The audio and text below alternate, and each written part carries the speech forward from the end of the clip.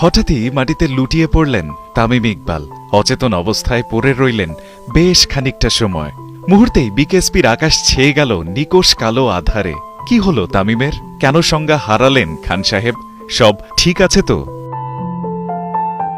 Dhaka premier league ক্রিকেটে শাইনপুকুরের বিপক্ষে toss হেরে ফিল্ডিংয়ে নামে তামিম ইকবালের দল মোহামেডান স্পোর্টিং।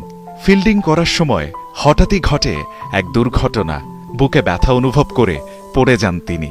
তামিমকে অচেতন অবস্থায় দেখে দু দলের ক্রিকেটার থেকে শুরু করে ম্যাচ অফিসিয়ালরা আবেগতাড়িত হয়ে পড়েন। কেউ কেউ কান্নায়ও ভেঙে পড়েন। কালক্ষেপণ না করে বিকেএসপির মাঠে আনা হয় হেলিকপ্টার। তবে সেই মুহূর্তে তামিমকে হেলিকপ্টারে করে ঢাকায় আনার মতো অবস্থা না থাকায় স্থানীয় কেপিজে স্পেশালাইজড হাসপাতালে নেওয়া হয়েছে বাংলাদেশ দলের সাবেক এই অধিনায়ককে।